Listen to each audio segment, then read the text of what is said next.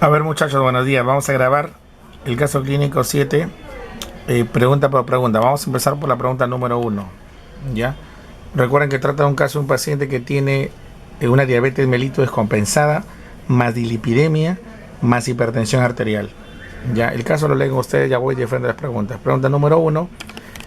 Explique desde el punto de vista bioquímico los signos y síntomas que presenta el paciente. Veamos, a ver. El paciente, empezamos por la parte central. El paciente presenta un cuadro de diabetes mellitus, ¿no? Como nosotros sabemos, en la diabetes mellitus va a haber pérdida de glucosa en la orina. ¿Por qué se va a perder glucosa en la orina de la diabetes? Porque el riñón, específicamente el túbulo contorneado proximal, pierde la capacidad de reabsorber. Como hay tanta glucosa en la sangre, el túbulo contorneado proximal, a pesar de tener microvelocidades, ya no puede recuperar esa cantidad elevada. Recuerden que cuando la glucosa sobrepasa en la sangre los 180 miligramos por decilitro, ya se empieza a perder por la orina. ¿Cuánto tiene nuestro paciente de glucosa? Tiene, miren, 550 miligramos. Entonces, hace rato ya se está filtrando esta glucosa. Entonces, se empieza a perder mucha glucosa por la orina. Cuando la glucosa se pierde por la orina, entonces, ¿qué va a pasar? Va a haber un aumento en el volumen de orina. ¿Por qué mecanismo? Vamos a ver brevemente acá en este esquemita. A ver, supongamos estos son los túbulos del riñón, ¿ya? Los túbulos de la nefrona. Por acá se está formando la orina, ¿ya? Entonces, normalmente la glucosa es un soluto que se filtra por el riñón. Recuerden que el riñón filtra glucosa porque es muy pequeña la glucosa. Tiene un peso molecular de 180 Dalton. Entonces, normalmente la glucosa se filtra, pero se vuelve a recuperar. Entonces, esa es la explicación por la cual la glucosa no se elimina por la orina. No porque no se filtra, sino que se filtra, pero se vuelve a recuperar. ¿Ya? Pero ¿qué es lo que pasa en la diabetes? Como hay mucha cantidad de glucosa, el exceso de glucosa, muchísima cantidad de glucosa que se va filtrando, el exceso de glucosa hace que nuestros túbulo contorneado proximal, que es este, ya no pueda recuperar toda la glucosa. Entonces, como se queda acumulada acá dentro de los túbulos, lo que hace la glucosa es actúa como soluto osmótico. Recuerden, definición de soluto osmótico: soluto que no puede atravesar esta membrana celular y por lo tanto va a empezar a jalar agua por ósmosis. Va a empezar agua por ósmosis primero desde el espacio intersticial y de ahí de este jala a su vez del espacio intravascular.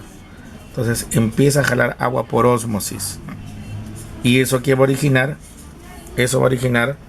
un aumento en el volumen de orina, ¿no? Va a haber mayor cantidad de orina, obviamente con glucosa.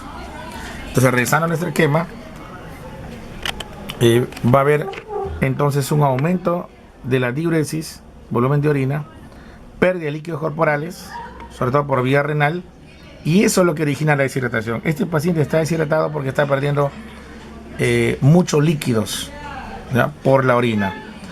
Esa deshidratación se evidencia en los labios y mucosas secas, que nos muestra en este caso clínico narrado en la historia.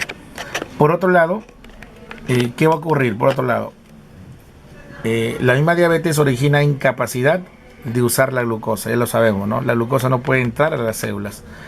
Cuando la glucosa no puede metabolizarse, se activa entonces la lipólisis, empiezan a degradarse los triacilglicéridos y se origina una liberación de los ácidos grasos. Estos ácidos grasos se van a la mitocondria a oxidar. ¿Para qué? Para dar energía. Entonces, ¿qué sucede en la diabetes que no está controlada? Cuando la glucosa no se puede utilizar, hay un aumento en la beta oxidación de los ácidos grasos. ¿Cómo sucede eso? Brevemente veamos acá, en este esquema. Entonces, los ácidos grasos se empiezan a oxidar en un proceso que se llama la beta oxidación. Se llama beta porque se rompen los carbonos de 2 en 2. ¿Ya? Entonces, los ácidos grasos se empiezan a romper de 2. Se empiezan a romper. ¿Y con qué objetivo? Con el objetivo de dar energía, ya que la glucosa no puede hacerlo. Entonces, eso origina la formación de acetilcoenzima A, que tiene 2 carbonos. Esta acetilcoenzima A ingresa a la mitocondria. Recordemos que acá hay un transportador de carnitina que permite lanzar el acetilcoenzima A hacia el interior de la mitocondria. ¿Qué pasa en la mitocondria? Recordemos, en la mitocondria el acetilcoenzima A se va a unir al oxalacetato para formar citrato y arrancar el ciclo de Krebs, el cual va a producir energía en forma de ATP. ¿Qué es lo que pasa en este paciente con diabetes? Diabetes no controlada. En primer lugar, va a haber una disminución sustancial del oxalacetato. O sea, esta molécula, que es justamente la que va a iniciar el ciclo de Krebs, va a estar altamente disminuida. ¿Por qué va a estar disminuido? Pregunta el oxalacetato en estos pacientes con diabetes no controlada. Porque recordemos que el oxalacetato se usa, es un sustrato importante para formar nueva glucosa. Es un mecanismo que se llama la gluconeogénesis. Entonces la mayoría de oxalacetato está desviándose la gluconeogénesis, porque no olvidemos que en el paciente diabético lo primero que se activa es la gluconeogénesis y a la vez se activa la beta-oxidación de los ácidos grasos posteriormente. Entonces este oxalacetato se está desviando la gluconeogénesis. Y por otro lado, va a haber un aumento en la producción de acetilcoenzima A. ¿Por qué va a aumentar, profesor, esta acetilcoenzima A? Porque hay una gran carga de ácidos grasos, un aumento en la beta-oxidación de los ácidos grasos. Entonces, a ver, lo vemos de lejitos. Imagínense, hay un aumento de acetilcoenzima A, una disminución de acetato, entonces el ciclo de Krebs no va a proceder. Y más bien, el exceso de oxalacetato se va a desviar a otra ruta. El exceso de acetilcoenzima A se desvía a otra ruta. ¿A qué ruta se desvía el exceso de acetilcoenzima A? A una ruta que se llama la cetogénesis. ¿Qué es la cetogénesis? La formación de los cuerpos cetónicos. Entonces, para que tengan una idea más o menos, ¿por qué se forman los cuerpos cetónicos? Si son malos, por ahí me dice un alumno, profesor, si son malos, ¿por qué se forman? Lo que pasa es que la idea de los cuerpos cetónicos no es ser malos, sino que los cuerpos cetónicos primero se forman por un exceso de acetilcoenzima A y una disminución de oxalacetato. Porque lo normal es que esa acetilcoenzima A vaya al ciclo de Krebs. Entonces, como sucede este fenómeno por la diabetes, la formación de cuerpos cetónicos, que son el acetoacetato, el beta-hidroxibutirato y la acetona, es servir como intermediarios, ya que esos cuerpos cetónicos van a ir a las células, como por ejemplo la neurona, para dar energía, ¿ya? Cosa que no lo pudo hacer la glucosa. O sea, esos cuerpos cetónicos en el fondo son buenos, la intención es buena, porque su misión es viajar hacia la neurona, por ejemplo, por citar una célula, para dar energía.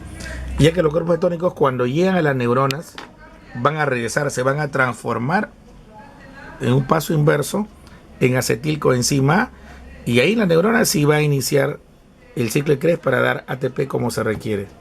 Lo malo es que en el camino estos cuerpos cetónicos, como muchos de ellos son ácidos, van a empezar a liberar hidrogeniones y van a originar en el camino, en el transcurso hacia las células, acidosis. Entonces ese es lo malo de estos cuerpos cetónicos. Un efecto adverso colateral, digámoslo así, es la génesis de esta acidosis que tiene este paciente, probablemente una cetoacidosis diabética. Entonces, regresando a nuestro caso clínico, ya regresamos al caso clínico, esa oxidación de los ácidos grasos va a producir cuerpos cetónicos, lo cual origina acidosis. Esta acidosis es la responsable de la cefalea, estimula TNL, terminaciones nerviosas libres, origina cefalea y sobre todo el estado de coma, el sopor, la somnolencia que se ven en estos pacientes. Recordemos que por otro lado la deshidratación ayuda también a la cefalea, ya que la deshidratación disminuye el volumen de líquido intracerebral, intracraneal específicamente, el líquido cefalorraquídeo, y esto también conlleva a un aumento de la cefalea. La cefalea puede producirse por disminución del líquido cefalorraquídeo y por la misma acidosis. Por otro lado, finalmente el paciente tiene alterados lípidos, como vamos a ver después. Esto origina que exista una arteriosclerosis, como también se verá en la pregunta número 4. La arteriosclerosis lo que va a hacer es disminuir el diámetro de las arterias. O sea, las arterias tienen un diámetro por decir, ¿no? Esta es una arteria, ¿no? Esta es una arteria normal, ¿no? Y cuando hay arteriosclerosis, el diámetro de la arteria disminuye porque se empieza a depositar tejido graso en las paredes. Entonces, miren, ahora el diámetro que era todo esto en un principio, ahora es este pequeñito. Entonces, cuando el diámetro de una arteria disminuye, ojo, tomando en cuenta que una arteria es esta, así más o menos. Cuando el diámetro de una arteria disminuye, va a haber una disminución en el flujo de sangre. O sea, el chorro de sangre ya va a tener ciertas dificultades en avanzar, mientras que acá avanzaba muy rápido, ¿no? Entonces esto se conoce también como resistencia periférica. O sea, resistencia periférica es la oposición que ponen los vasos sanguíneos al ingreso de sangre, y una de las causas es justamente el estrechamiento de la luz de esta arteria. Entonces, al haber ese aumento de resistencia periférica, el corazón va a hacer más esfuerzo, ¿no? Acá sumamos el corazón, aunque ustedes saben que esto no es corazón, pero para hacerlo más rápido, va a empezar a bombear con más fuerza para poder vencer esa resistencia, y eso va a originar un aumento de la presión arterial. Entonces, esto es la causa, ¿no? El aumento de la resistencia periférica origina un aumento de presión arterial, y como se evidencia en el caso clínico, tiene HTA. Miren, está aumentada tanto la sistólica como la diastólica. Y además también eso contribuye con la cefalea, porque como sabemos nosotros, los pacientes con hipertensión arterial justamente sí dejan algunos de ellos de cefalea. Puede también ser el contribuyente de esta cefalea. Bien, esa es la pregunta número 1.